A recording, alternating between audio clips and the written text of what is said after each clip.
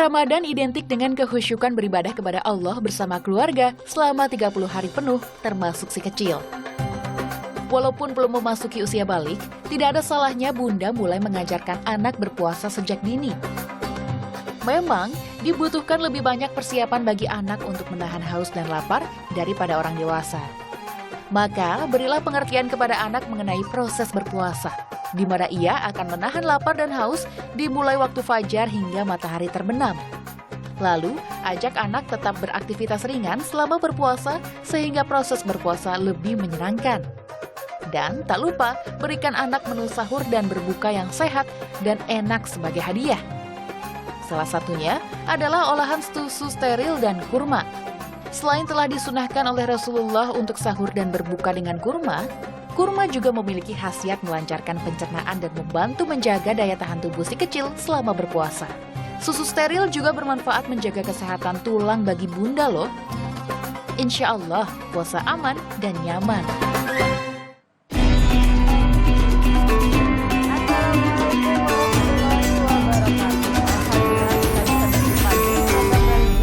TV, Kalam Hati, insya Allah sampai ke hati. Dan hari ini saya nggak sendirian, saya sudah ditemani oleh Ustadz Riza Muhammad. Assalamualaikum Ustadz. Waalaikumsalam warahmatullahi. Ini program yang luar biasa Mbak Intan. Allah ya. Iya, Kalam Hati kan. Jadi memang kata Nabi Allah wa inna fil jasadil mudghah idza salahat salahal jasadu kullu wa idza fasadat fasadal jasadu kullu ala wahyal qalbu. Jadi hati inilah yang akan menentukan baik dan buruknya seseorang. Masya Allah, belum apa-apa udah introduksinya keren banget ya Pak Ustadz. Nanti kita lanjut ya Pak Ustadz ya. Baik. Tapi tentunya kali ini nih tema kita adalah manfaat kurma bagi ibu dan anak di saat berpuasa. Nanti Pak Ustadz akan bahas dari segi keagamaannya ya Pak Ustadz ya. Siap. Tapi sebelumnya kita akan melihat artikel-artikel berikut ini dulu untuk pemirsa ya. Ini 6 manfaat mengajarkan puasa sejak dini kepada anak. Ada banyak manfaat mengenalkan puasa pada anak sejak dini. Kembangkan kecerdasan spiritual akan menambah keimanan anak kepada Allah Subhanahu wa Ta'ala. Kembangkan kecerdasan emosional, anak berlatih untuk mengendalikan emosi. Kembangkan kecerdasan interpersonal, ajarkan anak berbela rasa dengan teman-temannya yang kurang beruntung. Kembangkan kecerdasan intelektual. Puasa diyakini meningkatkan protein yang diproduksi otak yang dapat meningkatkan fungsi memori dan motorik. Mempercepat pertumbuhan. Berdasarkan penelitian American College of Cardiology, puasa memicu kenaikan hormon pertumbuhan. Mempunyai pola makan yang lebih teratur saat puasa menjadikan pola hidup yang lebih sehat. Masya Allah ya Pak Ustadz ya, ternyata yang namanya manfaat puasa ini bagi anak juga luar biasa ya. Iya. Salah satunya tadi tuh poinnya tuh ya, bahwa ternyata bisa menimbulkan empati juga ya. Tapi sebelum kita bahas lebih jauh nih, kita tahu bahwa puasa ini kan memang bagus buat anak-anak. Nah, tapi kalau anak kita udah balik nih, udah usia balik ya, akhir balik ya, sudah diwajibkan puasanya. Betul, Nah, tentunya kita akan ngobrol sama Pak Ustadz nih, sejak usia berapa sih sebenarnya kita mulai mengenalkan, ya kan? Jangan sampai anak ketika salah dikenalkan, puasa itu jadi beban buat anak itu ya Pak Ustadz ya. Nah, mungkin Pak Ustadz bisa kasih informasi buat saya dan juga semua yang ada di rumah. Sejak usia berapa sih baiknya kita mengenalkan anak puasa? Iya, redaksi perintah syariat ini tujuannya tidak membebankan, tapi justru membahagiakan. Jadi ketika seseorang ingin menjadikan anaknya tumbuh kembangnya bagus, baik secara zahir ataupun secara psikis, maka yang harus dilakukan adalah wa idza qala luqmanu li ibnihi wa huwa ya'iduhu ya bunayya la tusyrik billah innasyirka ladzulmun adzim. Maka orang harus mengajak anaknya pendekatan agamanya kepada Allah luar biasa. Salah satunya dengan melatih anak untuk berpuasa. Efek puasa yang pertama adalah alladzina amanu wa tatma'innu qulubuhum bidzikrillah ala bidzikrillahi tatma'innul qulub. Surat Ar-Ra'd ayat 28. Kerjaan zikir, ibadah apapun akan membuat mental dan jiwa seseorang lebih tenang. Nah, maka sebenarnya puasa ini adalah solusi untuk menghadapi ketidaktenangan jiwa. Nah, termasuk pembentukan karakter pada anak. Anak yang lahir dari rahim yang tenang, ibunya tenang, selalu berzikir, maka secara emosional anak ini lebih baik daripada dilahirkan dari seorang wanita yang kerjaannya marah-marah dan emosi. Maka peranan puasa di sinilah akan mendidik anak agar bisa menjadi anak yang luar biasa. Dari usia berapa? Tentunya yang lebih utama perintah ini seperti datangnya perintah sholat pada usia balik. Kurang lebih 7 tahun. 7 tahun. Jadi kalau laki-laki pernah merasakan mimpi basah, kalau perempuan haid pada fase yang pertama. Itu lebih utama karena tanggung jawab sudah diserahkan kepada diri masing-masing. Nah 7 tahun itulah kita ajarkan untuk berpuasa but by process, ya kan? Pengenalannya kalau dia tidak mampu untuk one day full, kita ambil yang half, yang separuh dulu deh. Apakah ada yang begitu? For the exercise, untuk latihan dalam pendekatan menuju satu puasa yang full itu boleh. Nggak masalah ya? Ya boleh, nggak masalah. Ketika sudah 10 tahun, nah saat itulah finally-nya harus full. Sudah jadi mulai range-nya 10 tahun. Seperti perintah sholat, kalau 10 tahun tak mau sholat, boleh ada punishment. Boleh ada hukuman yang lebih berat kepada si anak, agar anak sadar kalau ternyata stressingnya adalah kamu wajib untuk menunaikan kewajiban di usia 10 tahun. Nah Pak Ustadz, berarti kan tadi Pak Ustadz bilang mengenalkan di usia 7 tahun. Betul. Gitu ya Pak Ustadz ya, di awal-awal ya, jangan sampai mengenalkannya juga salah ya. Tapi ya ini kita berbicara, kadang kita suka melihat ya mungkin di lingkungan kita tuh anak-anak yang masih kecil-kecil gitu loh Pak Ustadz, dipaksa sampai mereka full, itu gimana ya Pak Ustadz? Nah saya harus menggarisbawahi kata-kata dipaksa ini nggak enak. Karena apa? Dialog para nabi dalam mendidik anaknya agar selalu menjadi hamba yang baik itu diawali dengan kalimat ya bunayya inni ara fil manam an adbahuka fangdur madza tara. Ibrahim kepada Ismail, hai anakku sayang, aku mimpi menyembelihmu. Berarti di sini kita tidak boleh memaksakan sesuatu yang secara umum anak tak mampu. Yang kedua, perintah diberikan lebih baik mengawali dengan kata-kata pendekatan. Approach-nya bagus, ya bunayya. Nah seperti Luqman kepada anaknya, ya bunayya. Wa itu qala Luqman li ibnihi, ya bunayya la tusyrik billah. Anakku sayang, jangan pernah mempersekutukan Allah. Nah di sini metode dipaksa sebaiknya dihindari Mbak Intan. Karena itu nggak bagus. Jadi ada kata ungkapan yang sebenarnya sudah dicontohkan ya. Sebaiknya ditawarin, anak kira-kira kalau mau puasa setengah hari dulu mau nggak? Nah gitu kan. Dibuat suasana menyenangkan. Betul. Ya Pak Ustadz ya. Besok habis sama Umi puasa full. Tapi kalau adik nggak kuat, boleh separuh dulu ya. Kalau nggak separuh nggak apa-apa, seperempat aja. Nah ini edukasi sudah mulai masuk. Pelan-pelan. Pelan-pelan ya. Ini Masya Allah ya, ternyata memang cara berkomunikasi kepada anak pun diajarkan dalam agama Islam ya. Bagaimana dengan menyebutkan anakku sayang. Betul, kalimat-kalimat lembut tadi. Anakku yang baik, yang pintar gitu ya. Ini boleh ditiru nih buat para bunda-bunda di rumah ya gitu ya. Sangat itu. Sangat ya. Nah sekarang aku mau tanya Pak Ustadz, kalau misalnya kan berbuka itu kan disunahkan menggunakan kurma ya Pak Ustadz ya. Nah kalau anak-anak nih gitu kan, dikenalkan juga dengan kurma itu baikkah dan apakah harus langsung 7 gitu kan? Kan baiknya 7 ya gitu ya. Nah kalau untuk anak-anak bagaimana nih Pak Ustadz? Baik, jadi sebenarnya salah satu pohon syurga yang diturunkan di muka bumi itu adalah kurma. Nah, mayyuti'ir rasul faqad ata Allah. Siapa yang berusaha mengikuti tingkah laku Nabi, maka ia tandanya taat kepada Allah. Termasuk Nabi memberikan pola berbuka puasa yang baik. Jadi kata Nabi, idza aftarah ahadukum, kalau kalian mau berbuka maka ala tamr, bukalah dengan kurma. Kurma yang kering. Gitu ya. Fa illam yajid, kalau tidak ada, yuftir, silakan berbuka alama dengan air. Fa innahu tahur, sebab air mensucikan. Berarti ada etika dalam berbuka puasa yang baik. Jadi secara sunnah apa yang dianjurkan oleh Rasulullah, maka carilah tamar, yakni kurma. Nah ini sebenarnya salah satu sunnah yang sangat bermanfaat. Karena apa? Ada salah satu statement yang sebenarnya digiring pada opini yang tidak benar Mbak Intan. Berbukalah dengan yang manis. Nah iya kan? Berbukalah dengan yang manis. Tidak semua makanan yang manis, yang kalorinya tinggi, bagus untuk tubuh. Nah makanya diarahkan sebenarnya dengan kurma secara dessert, makanan ini memiliki kompleks vitamin, karbohidrat, semuanya lengkap. Makanya yang manis di sini konteksnya pada kurma, bukan sembarang makanan. Nah, jadi hati-hati nih ya. Jadi memang yang pasti memang yang disunahkan oleh Rasulullah SAW ini pasti terbaik, baik dari segi agama maupun dari segi kesehatan. Nanti kita akan bahas lagi ya. Terutama nanti ada pertanyaan mungkin titipan-titipan nih daripada ibu-ibu nih ya. Kalau kasih hadiah buat anak kalau puasa full boleh nggak? Tapi dijawab nanti ya.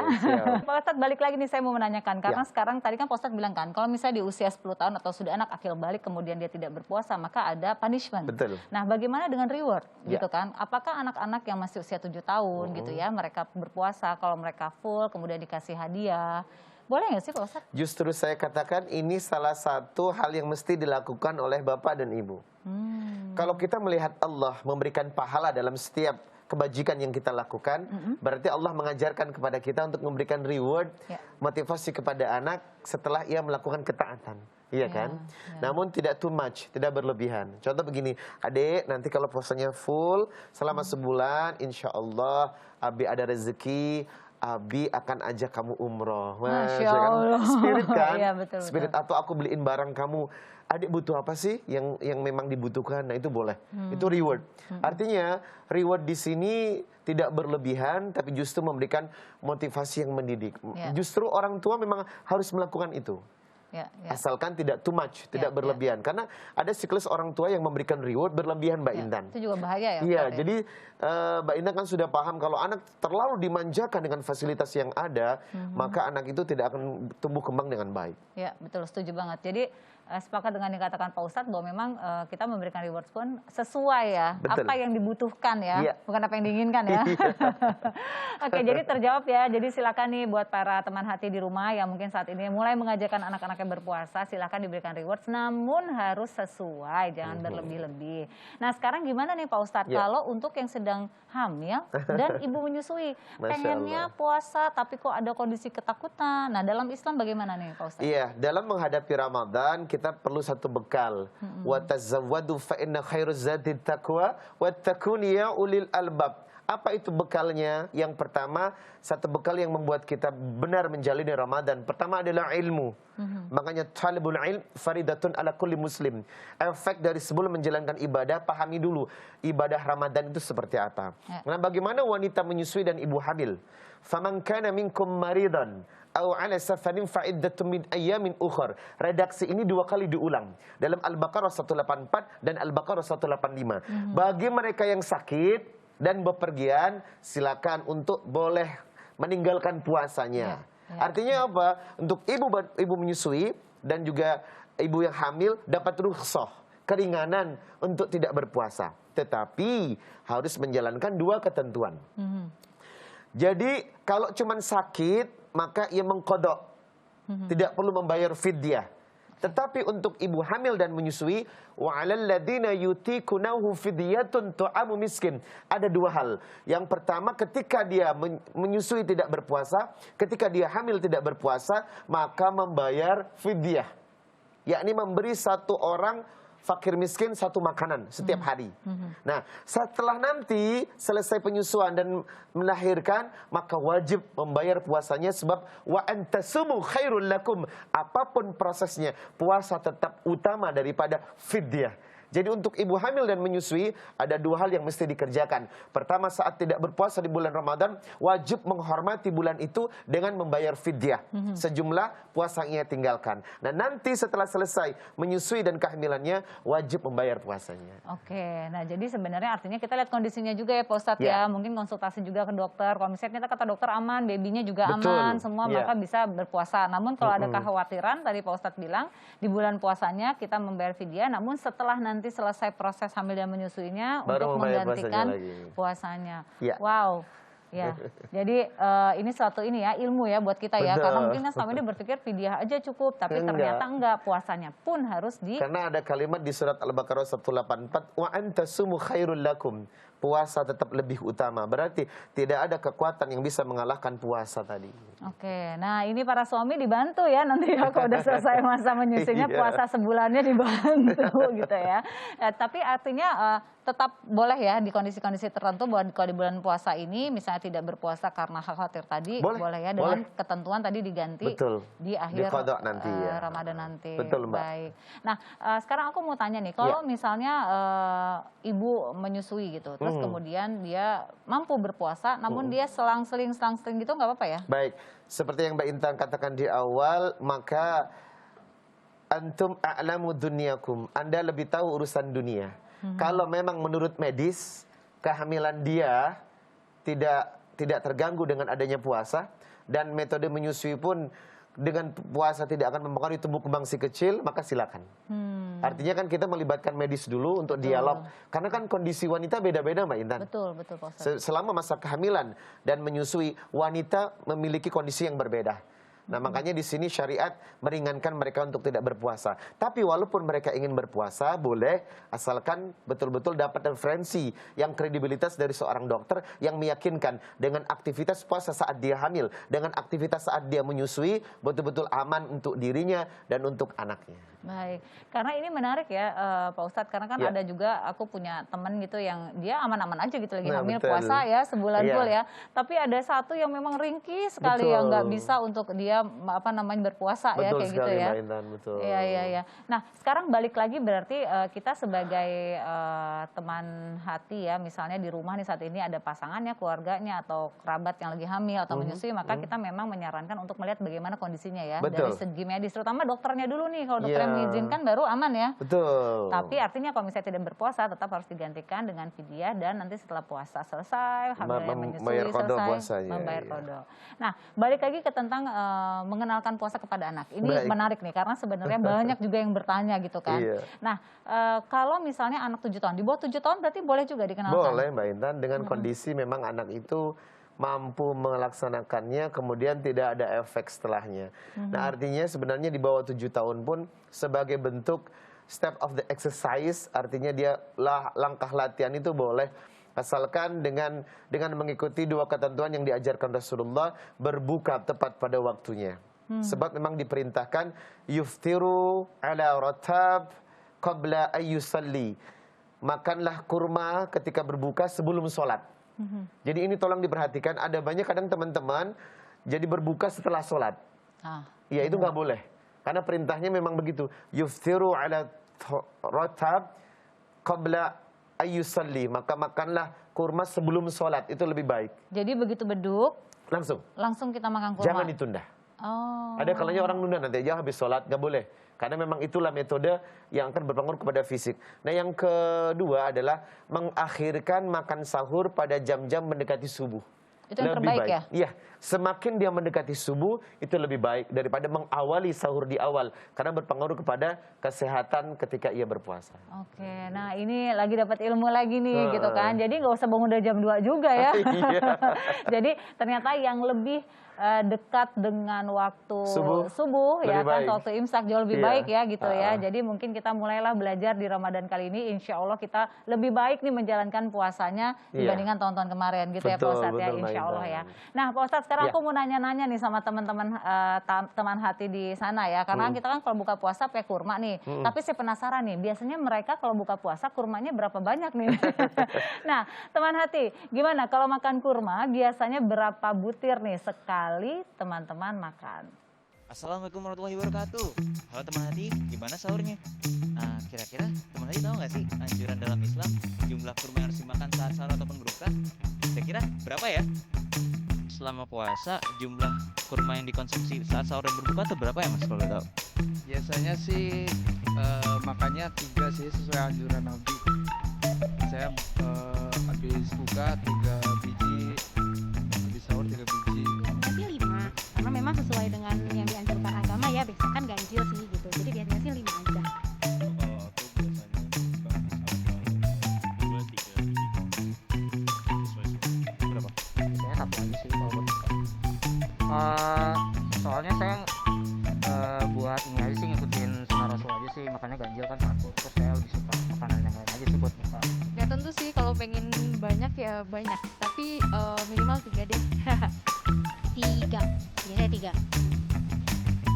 Apa-apa, ya nggak kebanyakan aja, karena terlalu banyak panik gitu kan. Setiap sahur kan pasti 3, terus pas buka puasa pasti juga 3. Jadi saya memang sebenarnya nggak suka kurma, tapi mending saya makan kurma 3 dibanding saya nggak makan kurma sama sekali sih sebenarnya. Itu dia pendapat teman hati mengenai jumlah konsumsi kurma saat sahur ataupun berbuka. Kira-kira pendapat yang disedia gimana ya? Wah, macam-macam ya. Ada yang 2, ada pokoknya banyak lah ya. Tapi jangan lupa nih, kalau makan kurma baiknya jumlahnya ganjil ya Pak Ustadz Betul. ya, seperti itu ya. Nah, sudah kalau makan 6, tambahin deh 1 lagi jadi 7 biar iya. sempurna sesuai dengan sunnah dari Rasulullah Shallallahu Alaihi Allahumma Wasallam. shalli wa sallim barik Nah, alaihi. teman hati akan segera bergabung bersama kita Dr. Agus Rahmadi untuk membahas tema kita yaitu manfaat kurma bagi ibu dan anak di saat berpuasa. Tentunya dari segi kesehatan ya, karena kan kalau tadi dari segi agamanya udah sama Ustadz ya Pak Ustadz ya. Baik. Sudah bergabung bersama kita Dr. Agus Rahmadi dan sebelum kita ngobrol sama beliau nih, kita akan simak dulu ya artikel berikut ini. Makanan buka puasa yang sehat untuk bumil, isi ulang energi dengan kurma. Kurma yang memiliki kemampuan mengisi ulang energi dapat dinikmati bumil sebagai makanan buka puasa yang sehat. Kandungan nutrisi kurma dapat menjadi sumber energi yang cepat diserap oleh tubuh. Tak hanya itu, penelitian di University of Science and Technology di Yordania menemukan hubungan antara konsumsi kurma dengan persalinan normal. Kelompok bumil yang mengkonsumsi kurma setiap hari selama 4 minggu sebelum persalinan, 96% mengalami persalinan normal. Sementara hanya 79% bumil di kelompok pembanding yang melahirkan secara normal. Masya Allah, biasa ya. khasiatnya ya. Ini luar biasa ya, pasti teman hati juga baru tahu kan ternyata khasiat kurma ini Masya Allah luar biasa. Untuk ibu dan juga anak apalagi ya di saat bulan puasa kayak gini nih. Nah, mungkin dokter nih yang bisa menjawab. Penelitian tadi cukup membuat saya wow, Masya Allah ya. Kekuatannya ketika Allah mensunahkan sesuatu tuh banyak sekali benefit buat kita manusia gitu ya. Iya, Nah betul. sekarang kita bicara sama dokter dulu dok nih. Untuk di bulan puasa, buah kurma ini bagus buat ibu dan juga buat anak ya dok ya? Iya, inilah luar biasanya berkah Ramadan dengan membuka dengan kurma. Ya, karena ternyata kurma ini dari sisi komposisi sangat luar biasa. Tadi disebutkan di artikel tadi kan memberikan energi. Betul Ya, itu. ya. Ditambah lagi ini yang cukup penting bahwa di kurma ini mengandung Fe untuk ibu hamil bagus. Ditambah lagi tadi untuk persalinan itu bagus. Jadi ada penelitiannya cukup luar biasa. Jadi penelitiannya itu kenapa dia bagus untuk persalinan? Karena ternyata mengaktifasi hormon oksitosin. Hormon yang berperan penting untuk kontraksi rahim. Oh, Masya Allah. Bahkan ada juga penelitian yang melebarkan serviks. Serviks itu kayak mulut rahim itu. Ya, Mbak Intan. Jadi dia yang lebar. Nah, jadi maka itu kenapa tadi ibu-ibu hamil ketika mengkonsumsi kurma lancar itu lahirannya. Termasuk pasca persalinan dok? Betul, mencegah perdarahan. Masya Allah. Karena tadi kan oksitosin itu kan bikin rahim kontraksi, set, mudah lahiran, terus kemudian habis lahiran karena kontraksi, set, mencegah perdarahan. Ini sinkron dengan kisah dari Siti Maryam Iya, ketika betul. melahirkan Nabi Isa alaihissalam, maka Allah memerintahkan untuk menggoyangkan pohon kurma Iya. dan makanlah dari buah kurma itu. Betul. Iya, Jadi sesuai dengan surat terkait Maryam itu. Iya. Terkait antara apa perintah dari Allah ya dari sisi agama dengan sisi kesehatan ya. Ini Iya. luar biasa ya. Jadi bisa dikatakan ini sangat baik bagi anak dan juga bagi ibu ya. Iya, gitu bagi ibu hamil bagus, bagi anak bagus, bagi ibu-ibu biasa pun juga bagus. Kebenaran begini Mbak Intan, saya pernah meneliti bareng dengan mahasiswa saya, dicoba membandingkan suplementasi zat besi, dari zat besi ditambahkan dengan kurma, dibandingkan.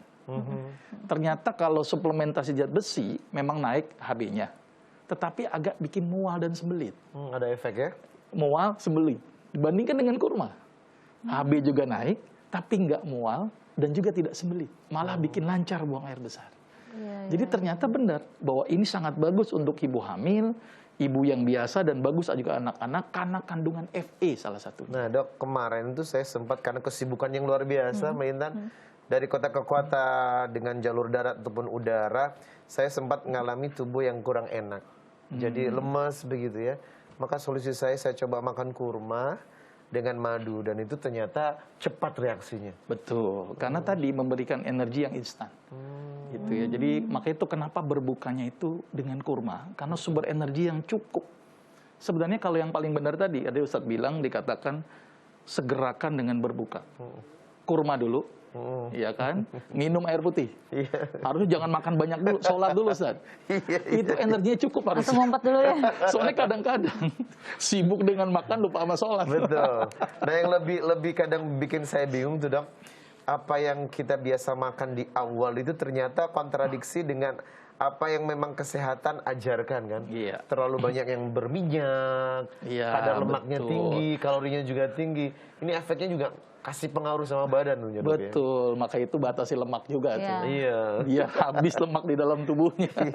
Dokter, kan kurma itu kan tes manisnya dia ada ya? Iya. Dan buat saya itu cukup menyenangkan tesnya, nggak terlalu manis Iya, sekali. iya. Tapi memang kandungan gulanya pun tidak berbahaya ya artinya? Aman, Dok, ya. Fruktus, dia gula-gula yang senyawanya kompleks. Ya, jadi itu Masya aman. Allah. Jadi kalau dilihat dari indeks glikemik, kurma itu sangat rendah dibandingkan dengan gula pasir. Wow. Ya, maka itu kalau orang makan kurma nggak bikin diabetes harusnya. Tapi Ya. kalau kebanyakan gula pasir, resiko diabetes cukup besar. Masya Allah. Karena indeks glikemiknya tadi. Ya, ya. Maka itu bagus sekali ketika berbuka dengan sesuatu yang benar-benar bermanfaat. Betul. Dari sisi energi, tapi juga dari sisi nutrisi lainnya. Termasuk kalium yang terkandung di dalam kurma. Oh, ini keren sekali kalium ini. Iya. Untuk otot, kita bisa beraktivitas. Tadi Ustadz bilang katanya makan kurma lalu seger. Iya, Itu betul. ototnya ini karena asupan kaliumnya masuk, energinya masuk, jadi kuat gitu. Iya. Jadi kayak kecil tapi semua tuh ada ya. Apalagi kalau itu memang kita loh. mengikuti sunnahnya ya. Iya. 7 kurma setiap kali berbuka. Kayaknya rasanya ingin makan satu piring, satu meja makan tuh hilang ya. Tadi ada yang menarik, Dok, ya, satu buah ini bisa memberikan macam-macam komposisi kan. Ya, ya, Masya Jadi Allah. kandungan komposisinya luar biasa.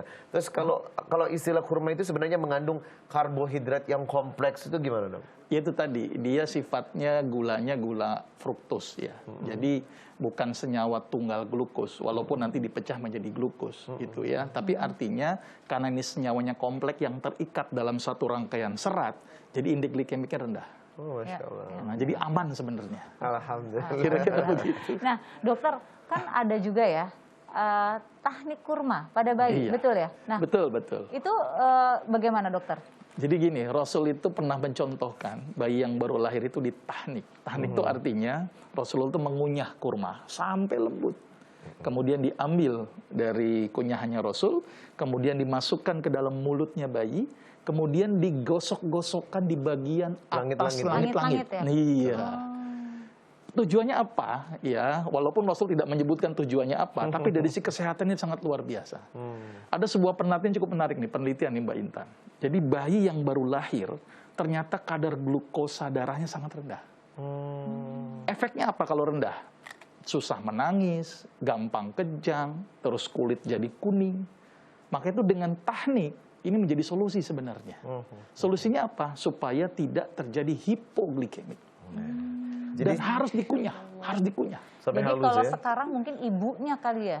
Bapaknya. Oh, bapaknya. Ibunya kasihan habis lahiran. Oh iya, benernya habis lahiran tuh suruh ngunyah kurma ya juga ya. Bapaknya benar. Bapaknya suruh ngunyah.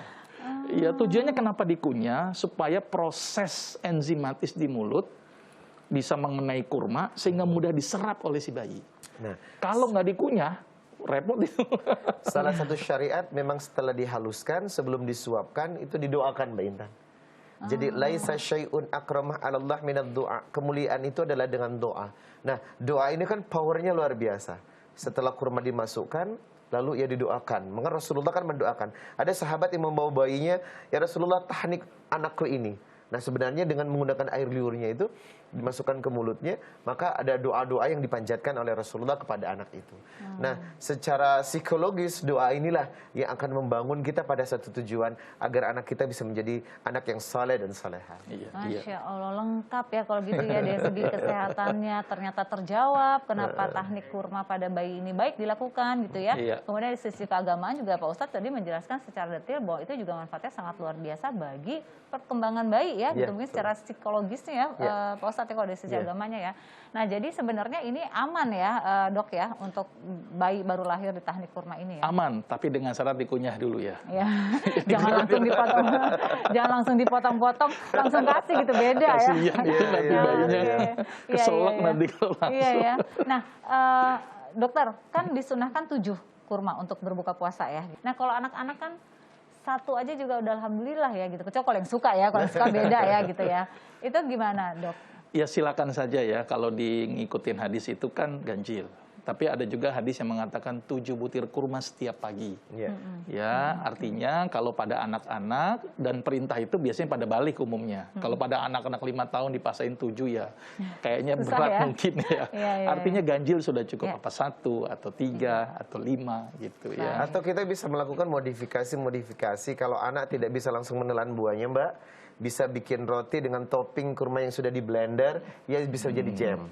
Iya kan? Artinya memang ada beberapa kasus anak-anak kita nih, Dok, Iya, tidak betul. bisa menelan buah ini, nggak mau dia gitu loh. Nggak suka. Belum tahu ya, nikmatnya Iya. begitu tahu sih habis sebanyak itu ya. Baik, ini menarik sekali, tapi tentunya kita mau kasih tahu nih. Tadi udah jelaskan ya sama dokter juga sama Pak Ustadz nih, manfaat kurma bagi ibu dan anak di saat berpuasa ternyata Masya Allah banyak banget ya. Tapi ada juga nih yang mengandung khasiat kurma. Tidak hanya untuk ibu dan anak, tapi juga untuk teman hati semua. Ya, sudah dijelaskan ya tadi manfaat kurma bagi ibu dan anak di saat berpuasa. Ada juga nih yang mengandung khasiat kurma, tidak hanya untuk ibu dan anak, tapi juga untuk kita semua, termasuk buat Pak Ustadz nih. Oh, Masya Allah, apa itu Mbak Intan? Wah, ada sesuatu nih Pak Ustadz, harus tahu Pak Ustadz. Sebentar ya, saya izin buka masker dulu ya Pak Baik. Ustadz ya, karena saya mau memberitahu sesuatu Pak Ustadz, produk yang Masya Allah luar biasa.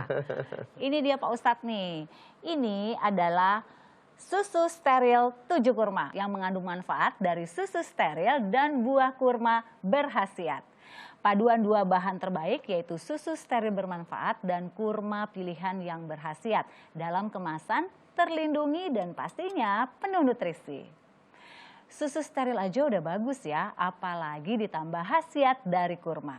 Masya Allah. Jadi susu dan kurma ini manfaatnya double ya? Iya Pak Ustadz, ini Masya Allah nih Pak Ustadz ya, susu dan kurma bergabung jadi satu, insya Allah manfaatnya double. Nah saya mau ngajak Pak Ustadz nih untuk mencobakan juga nih susu kurma ini. Tapi kira-kira Pak Ustadz gimana, menurut Pak Ustadz ini bagus nggak Pak Ustadz? Masya Allah. Jadi secara ketentuan hadis, maka Rasulullah mengajak kita, Ida aftara ahadukum yuftiru tamar.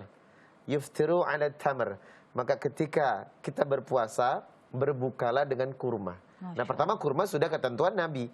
Mayuti'ir Rasul faqad atau Allah. Maka akan mendapatkan kebaikan dari Allah dan Rasulnya. Yang kedua, salah satu kebiasaan Nabi suka minum susu. Nah, pas Lah ini digabung kurma dengan susu jadi satu. Terasa memang double manfaatnya. Masya Allah, ini Pak Ustadz makin mantep aja nih, makin yakin banget ya. Karena zaman sekarang nih yang biasa-biasa aja nggak cukup nih. Harus yang double manfaatnya. Tuh, gimana Pak Ustadz mau cobain nggak? Oh Masya Allah. Nah ini wajib juga itu. bukan hanya buat saya dan Pak Ustadz ya. Ini bagus banget karena supaya kita menjalankan puasanya nggak lemes nih. Pas banget saat sahur seperti ini nih, kita minum susu steril 7 kurma. Yuk Pak Ustadz kita coba susu steril 7 kurma. Masya Allah ini enak Bismillahirrahmanirrahim. banget. Kita coba ya. Nah, kita coba yuk. Bismillahirrahmanirrahim. Wah, Enak banget ya Ustadz ya. ini sudah enak pakai banget lagi. Rasanya nggak hambar ya. Pas banget. Alhamdulillah. Ini kebayang nih anak-anak nih di rumah nih rebutan nih Pak Ustadz. Sama anak saya juga suka dengan ini. Ya, gimana Pak Ustadz rasanya? Enak nggak? Rasanya nyaman, tidak hambar, pas banget, manisnya pun tidak bikin enek. Jadi cocok buat kudapan saat makan sahur dan buka puasa. Pak Ustadz aja bilang komposisinya enak banget, manisnya juga enak. Anak-anak di rumah juga pasti suka. Anak saya tuh 4 orang di rumah suka semua sama ini. Termasuk anak saya juga loh. Suka ya. Dan yang pasti nih teman hati harus punya stok ya di rumah ya, supaya kita bisa minum setiap hari. Susu steril 7 kurma, enak dan double manfaat. Pak Ustadz, enak ya Pak Ustadz ya? Wah Pak Ustadz bener-bener emang Pak Jadi yang Ustadz. sebelumnya aku udah minum ini sih. Kita harus kuat-kuat. Kita lanjutkan Pak Ustadz, kita pakai masker ya Pak Iya. Ustadz. Oke. Nah. Teman hati, tayangan berikut bisa jadi inspirasi sajian Ramadan untuk keluarga di rumah. Kita simak yuk.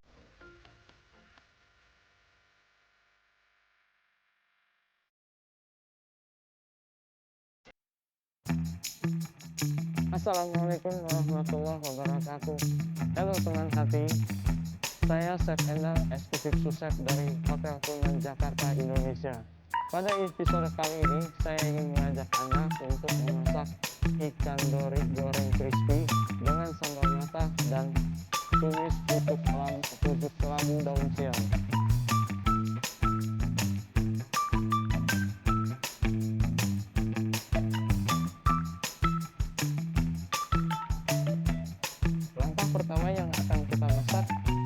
adalah ikan dorinya dulu.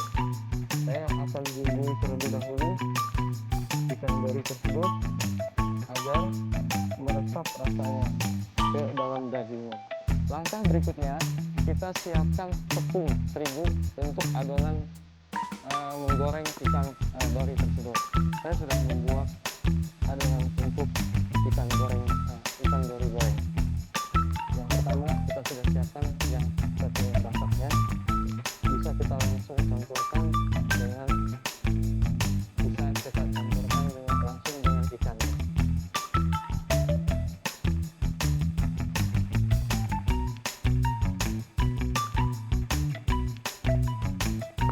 Langkah berikutnya, kita siapkan tepung kering.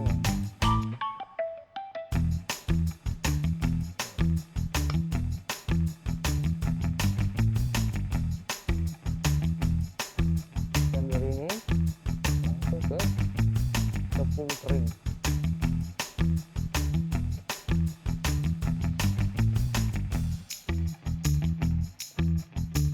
Dan kita aduk-aduk sampai tepung keringnya merata semua ke bagian ikan.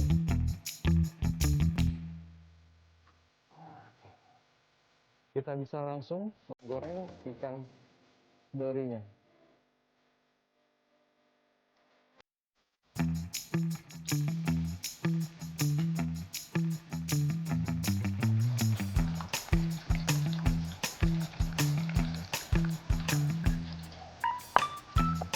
Baik teman hati, sambil menunggu ikan matang, kita siapkan dulu bahan-bahan untuk sambal matang.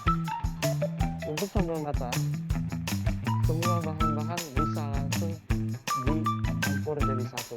Ya. Ada bawang merah, putih, serai, kemudian bawang,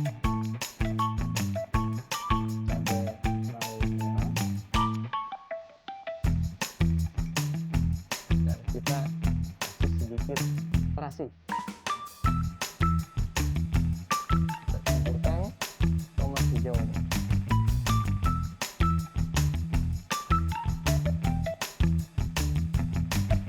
Oke teman hati, ikan dorinya sudah matang.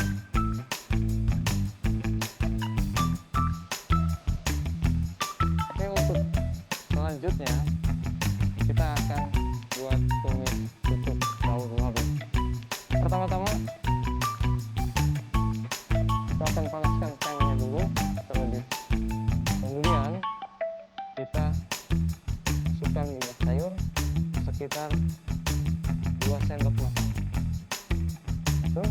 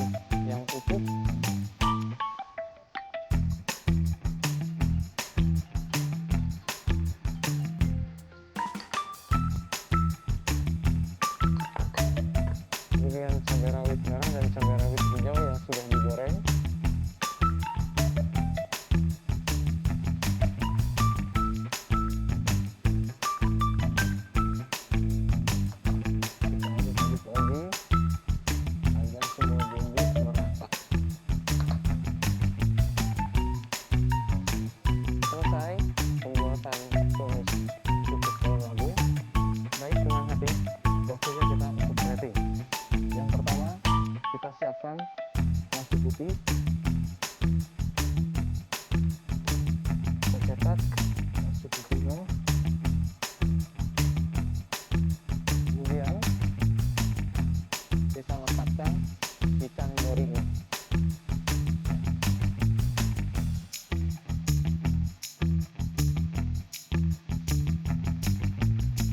Kita letakkan sambal mataknya.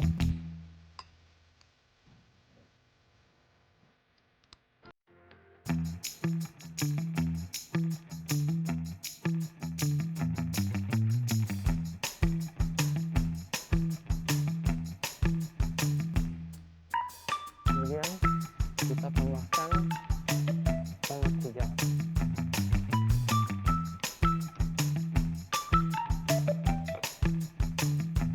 Kemudian kita tambahkan bunga sorel.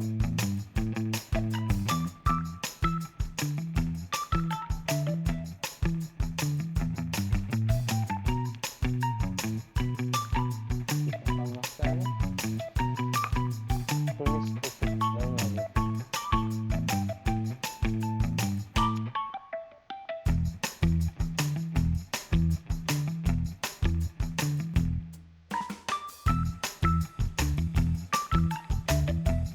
Ini dia menu sehat dari Pullman Jakarta Indonesia, ikan nori goreng crispy dengan sambal matang dan tumis putih daun labu.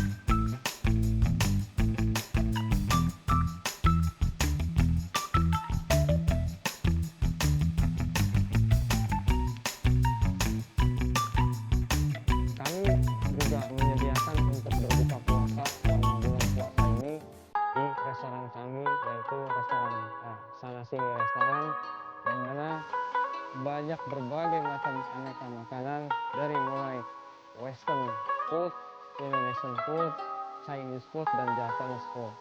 Setiap harinya kami menyediakan ada beberapa carving di Western section. Saya Chef Endang, pamit undur diri. Wassalamualaikum warahmatullahi wabarakatuh.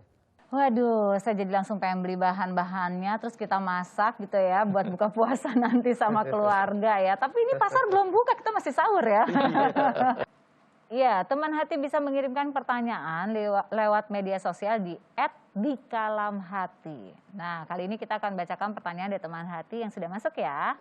Ini dia pertanyaannya nih. Anak saya sekarang berusia 9 tahun, namun ia sudah mulai berpuasa penuh sejak usia 6 tahun. Apakah puasanya ketika ia berumur 6 tahun itu sah dan mendapatkan ganjaran pahala? Nah, mungkin ini Pak Ustadz nih yang boleh jawab, Pak Ustadz. Faman ya'mal mithqala dzarratin khairan yarah. Sedikit apapun perbuatan amal yang kita kerjakan, semua ada balasannya. Bagaimana dengan anak-anak yang belum balik, ketika ia melakukan kebaikan, tentu pasti dapat balasan. Yang lebih kontribusi lagi, anak itu akan memberikan kontribusi kepada orang tuanya. Maka salah satu keuntungan orang tua yang punya anak yang soleh dan soleha, maka ia akan memberikan support kepada orang tuanya. Maka sebenarnya pahala dan ganjarannya itu lebih menitik beratkan kepada kedua orang tuanya yang telah mendidik dia menjadi anak yang soleh dan soleha luar biasa. Masya Allah, jadi nggak ada ruginya ya. Iya. Puasanya sah, orang tuanya dapat tabungan lah ya. Juga. Masya Allah, jadi anak juga terbiasa berpuasa, kemudian orang tuanya juga mendapatkan pahala. Betul. Ya, seperti itu ya. Nah, mungkin itu sudah menjawab pertanyaan dari teman hati nih, tapi tentu bisa ditanyakan lagi, aku mau tanya lebih lanjut nih. Kalau buat anak-anak nih berpuasa dari sejak usia dini tadi, kalau dari katakan Pak Ustadz kan mendapatkan pahala kedua orang tuanya juga gitu, anak juga terbiasa. Nah, kalau dari segi hormonnya aman nggak sih dok untuk anak-anak berpuasa dari usia tadi gitu? 6 tahun. Iya, nah ini yang menarik Mbak Intan lagi. Saya tuh banyak menariknya ini ngomong ini ya, karena memang penelitiannya dahsyat sekali Mbak Intan. Bahwa ternyata ada satu hormon yang diaktifasi ketika dia kondisi puasa. Yang disebut dengan growth hormone. Growth hormone. Growth hormone itu adalah hormon pertumbuhan. Anak-anak itu untuk bisa tumbuh tidak hanya ansih dari makan, tetapi penting aktivasi hormon tadi. Masya Allah, ini edukasi yang luar biasa. Nah ini yang cukup menarik ini. Jadi kalau pengen anak kita tumbuhnya bagus, hormon ini penting. Nah, salah satu hormon itu bisa dihasilkan dalam jumlah yang cukup adalah ketika dia kondisi lapar atau berpuasa. Berpuasa ini ternyata penelitinya mengaktifkan growth hormone. Iya, jadi tumbuh gitu anak. Ya, biar nggak pendek-pendek gitu. Jadi justru di saat lapar itu growth hormon ini ada. Jadi growth hormon itu produksi pada saat malam hari, pada saat tidur, dan pada saat ketika dia lapar dalam waktu tertentu. Bukan lapar sebentar langsung makan. Waktu tertentu, growth hormon keluar. Nah, pada anak-anak ini sangat penting sekali growth hormon. Supaya dia bisa tumbuh secara optimal. Karena kalau orang kekurangan growth hormon, jadi kretinisme atau kecil anaknya. Maka itu puasa ini sangat bagus dilatih pada anak-anak. Jadi orang tuanya berperan, juga ternyata anaknya dari sisi kesehatan juga cukup bagus. Apalagi anak-anak kan masih masa pertumbuhan ya dok ya, jadi ibaratnya ini sangat bagus sekali ya. Nah ditambah lagi ini Mbak Intan yang juga saya cukup menarik ketika saya membaca sebuah jurnal. Ada satu zat yang dihasilkan ketika lapar yang disebut dengan grelin. Grelin, ini bahasanya agak ribet ini Pak Ustadz ya. Ini bahasa kedokteran ya.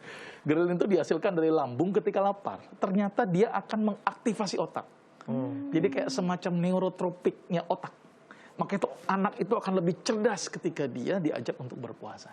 Masya Allah. Ini hebatnya puasa, bikin tumbuh, bikin cerdas lagi. Masya Allah. Jadi benar-benar nggak ada ruginya ya, nggak apa-apa diajarkan puasa pada anak-anak sedini mungkin ya, walaupun tapi jangan tadi dipaksakan. Jangan dipaksakan ya. Tadi juga Ustadz sudah mengatakan kalau misalnya belum bisa full, mah nggak setengah hari belum full, seperempat hari. Karena memang artinya kan di anak-anak itu belum menjadi kewajiban, namun kita sedang mengenalkan, intinya itu ya.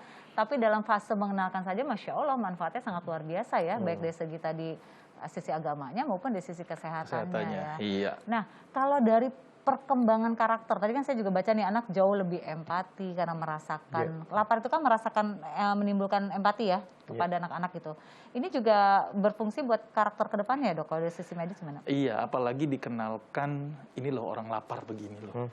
Dia kan merasakan berarti kan. Maka dia kalau kita melihat orang lapar, berarti dia sudah merasakan. Maka itu benar tadi kata Ustadz, menumbuhkan rasa empati. Itu betul. Dan ternyata juga melatih aspek psikisnya dia. Karena dia merasakan bagaimana orang yang lapar itu menderita juga. Karena dia juga merasakan ketika lapar juga begini. Maka itu peran orang tua juga mendidik. Ini loh hikmahnya puasa. Gitu ya. Jadi tambah lagi dia mantap. Salah satu tabiat puasa memang adalah menciptakan sense of social. Di mana dia bisa berbagi dengan orang. Di mana ketika orang lapar akan merasakan kondisinya seperti itu. Dari situlah timbul kebaikan-kebaikan kepada si anak. Kalau ternyata la yu'minu ahadukum hatta yuhibba li akhihi ma yuhibbu li nafsi. Tidak sempurna seseorang sampai bisa mencintai orang lain seperti mencintai dirinya sendiri. Dan itu bisa ditumbuhkan dengan hal-hal seperti ini ya. Betul. Bagaimana dia bisa berempati kepada orang lain kalau dia tidak pernah merasakan begini loh rasanya menahan makan gitu ya. Jadi artinya memang mengenalkan berpuasa kepada anak kita ini adalah salah satu kewajiban bagi orang tua ya. Namun kalau caranya salah tentu hal yang baik menjadi tidak baik ujungnya seperti itu. Jadi pengenalannya harus tepat. Insya Allah manfaatnya juga bisa didapatkan bagi orang tua maupun bagi anak itu sendiri. Jadi ini Masya Allah banget nih, hari ini kita belajar banyak banget bagaimana kita mengenalkan berpuasa kepada anak, kemudian apa yang harus kita lakukan agar anak kita terbiasa, dan bolehnya juga ada punishment dan rewards ya, tapi segala sesuatu tetap dengan komposisinya yang tepat dan tidak berlebih. Nah teman hati, terkadang pekerjaan ini kan membuat kita harus tinggal jauh dari keluarga ya kan, kalau bisa ketemu sama orang tua tuh nikmat banget. Tapi ini ada loh teman hati kita, yaitu Widi yang ingin menitipkan rindunya lewat kalam hati. Ini dia.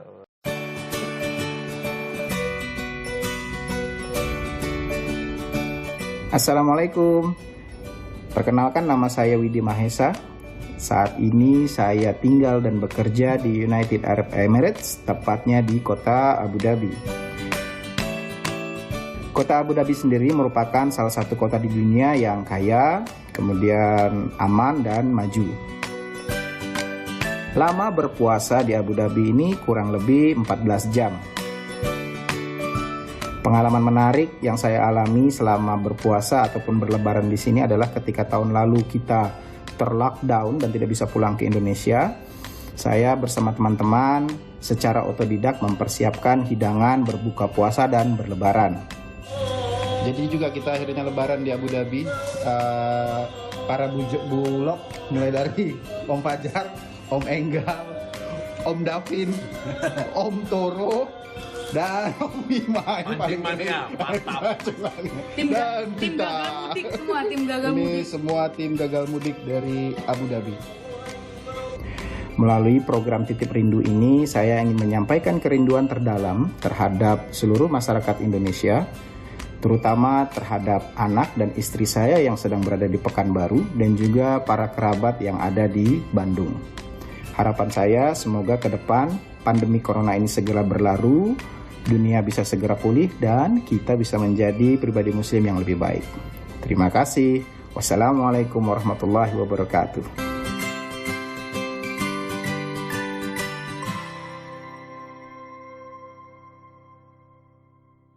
Ya, semoga tersampaikan ya rindunya kepada keluarga dan insya Allah bisa segera berkumpul lagi sama keluarga tercinta. Karena emang enak ya kalau misalnya puasa dikelilingi sama keluarga ya, Masya Allah. Baik, kita sudah ada di penghujung nih. Terima kasih banyak buat Ustadz Rizal untuk waktunya, Masya Allah. Kemudian Dr. Agus juga terima kasih banyak atas waktunya. Semoga tausiah dan perbincangan kita kali ini bisa membawakan berkah dan juga manfaat bukan hanya kepada kami yang ada di sini, tapi juga buat teman hati yang ada di rumah. Baik, kita tutup kalam hati dengan doa. Silakan Ustadz Rizal. Bismillahirrahmanirrahim. Allahumma barik lana fi Ramadan. Allahumma inni a'udzu bika minal hammi wal hazan. A'udzu bika minal ajzi wal kasal. A'udzu bika minal jubni wal bukhl. A'udzu bika min ghalabati adh-dhaini wa qahri rijal. Rabbi auzi'ni an ashkura ni'mataka allati an'amta 'alayya وعلى والدي وأن أعمل صالحا ترضاه وأدخلني برحمتك في عبادك الصالحين ربنا هب لنا من أزواجنا وذريتنا قرة أعين واجعلنا للمتقين إماما ربنا آتنا في الدنيا حسنة وفي الآخرة حسنة وقنا عذاب النار سبحان ربك رب العزة أما يصفون وسلام على المرسلين والحمد لله رب العالمين.